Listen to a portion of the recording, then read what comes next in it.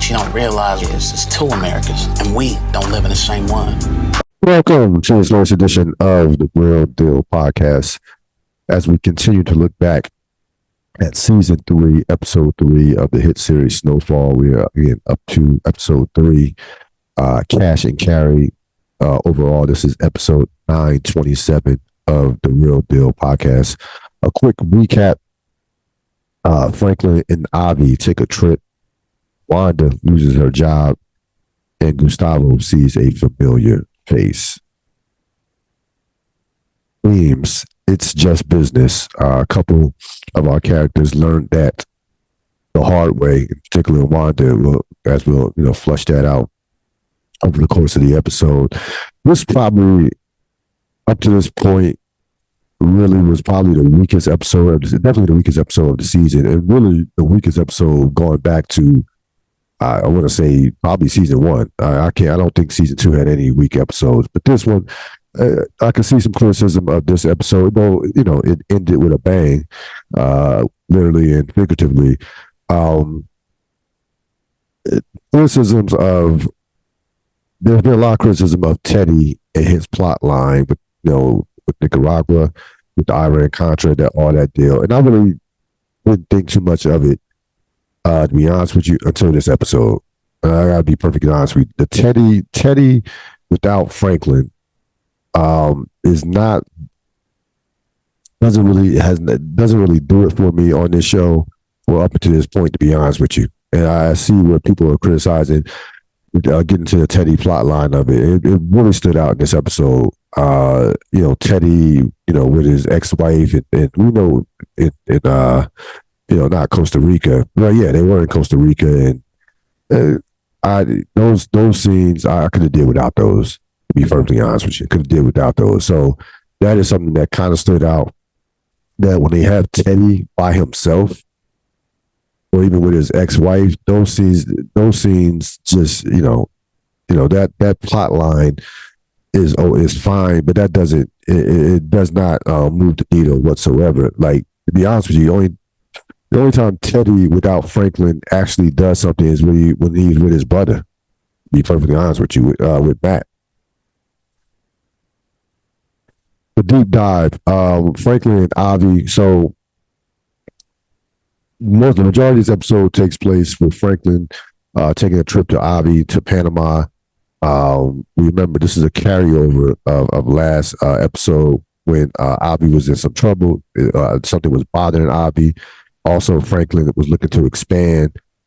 So Avi says, hey, in terms of moving his money, Avi says, hey, let's take a little trip. Let's go to my bank. And he leads Franklin along. Basically leads Franklin along before coming clean with the fact that he was being extorted, and the fact that he needed money desperately, or he would end up losing his deal with Teddy, and also probably more likely ended up dead. So he tries in essence steal $1.5 million from Franklin. Franklin, who is not the same teenage boy that Avi first met in season 1, quickly sees what's going on. Was able to figure out what's going on with a little help, of course, from a young lady who a young lady that he hooked up with down in Panama, who did not particularly like the peoples that Franklin and Avi were around. And Franklin completely turns the table on Avi. They end up making a deal, but Franklin gets basically taxes Avi 6% on $1 million a week, and forces Avi to get his own plane back as he takes Avi's private jet. So this interaction to me was just about the evolution, the continual transformation, evolution of Warren Franklin Saint. Again, this guy is cunning, he's smart as a whip, and anytime he could seize an advantage, he's going to seize an advantage or see something that he can take advantage of.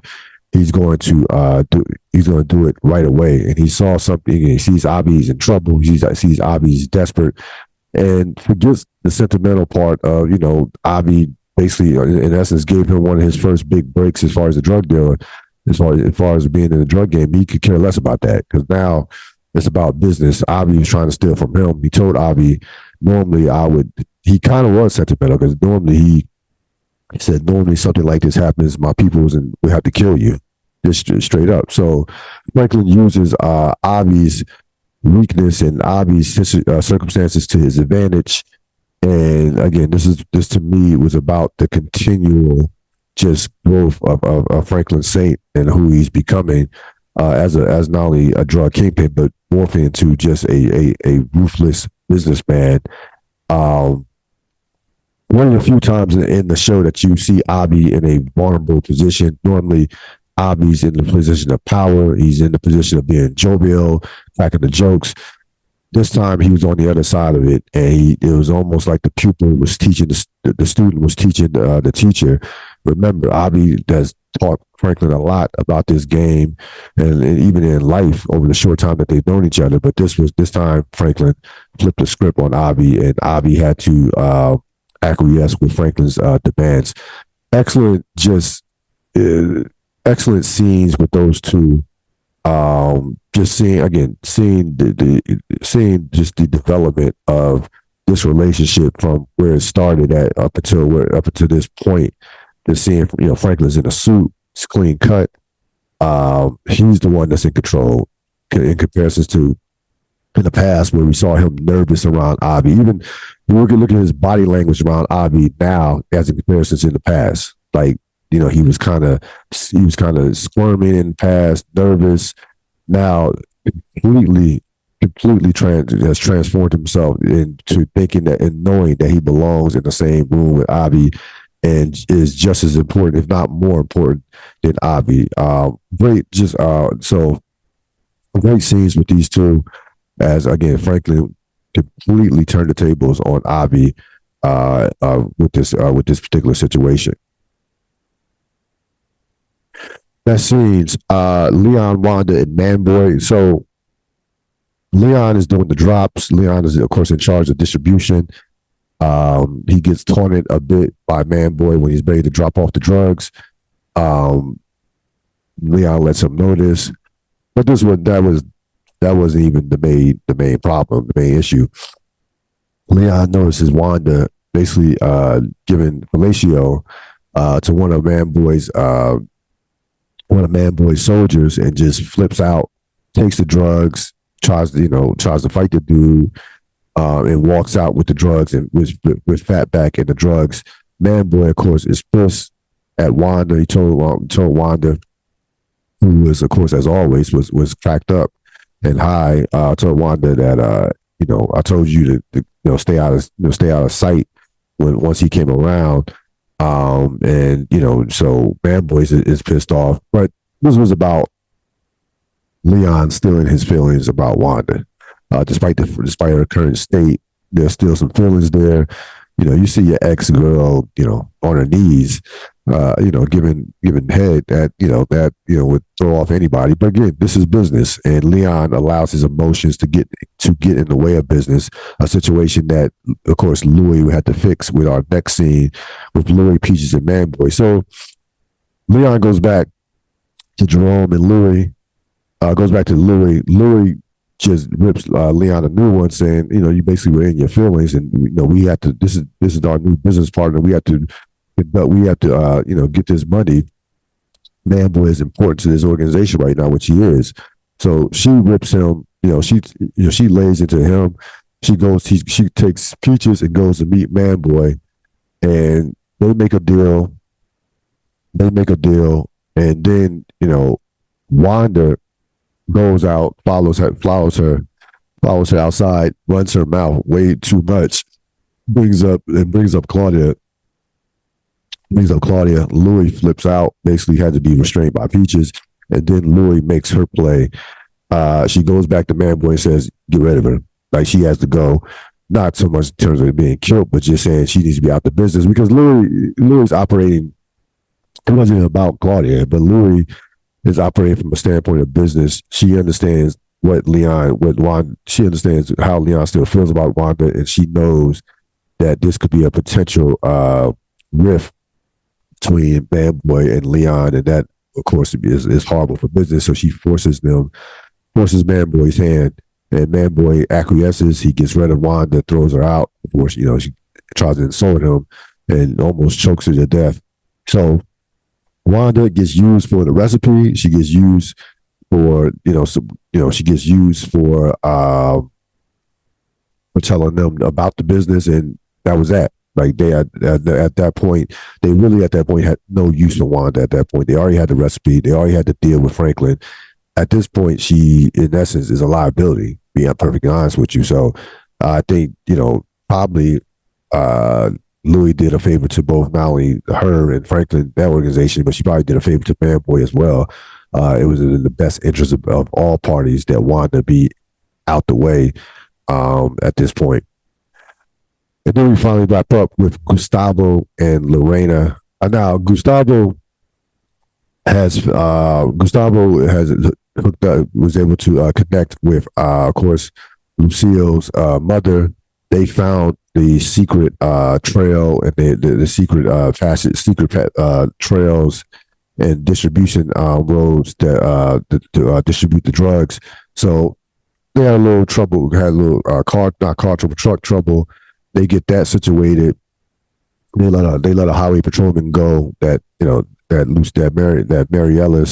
Mariella held up with a gun. So Gustavo gets they finally reach the destination of the drop.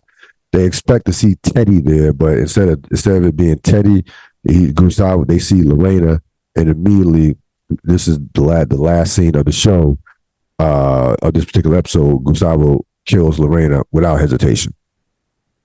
So that's how the show ended. Of course, we'll see the fallout of that in the next episode. But the bottom line was Lorena was just, the idea that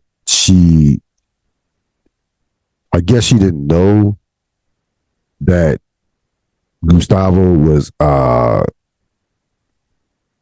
guess she wasn't, I guess she just underestimated Gustavo from the standpoint of thinking that if she ran to him again, or I really don't think that she knew that Gustavo was working with Teddy.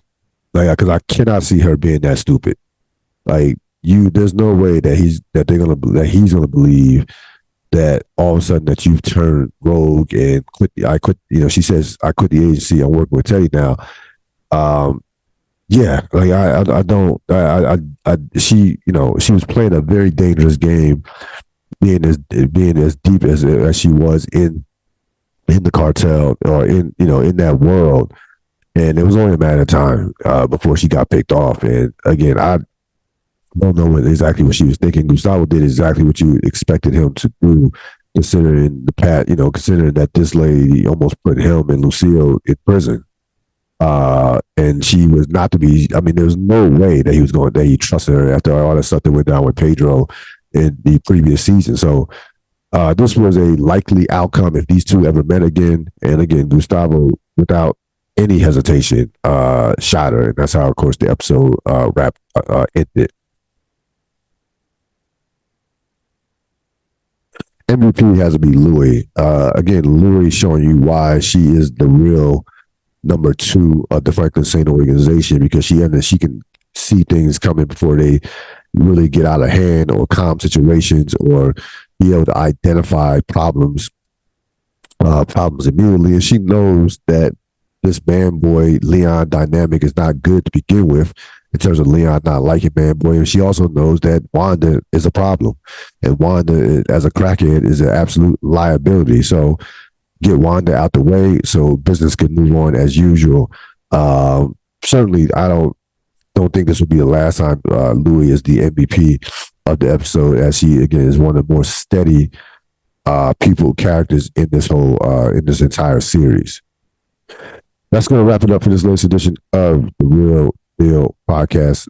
I will see you next time as we look at episode 4, season 3, episode 4 of the hit series Snowfall. So long.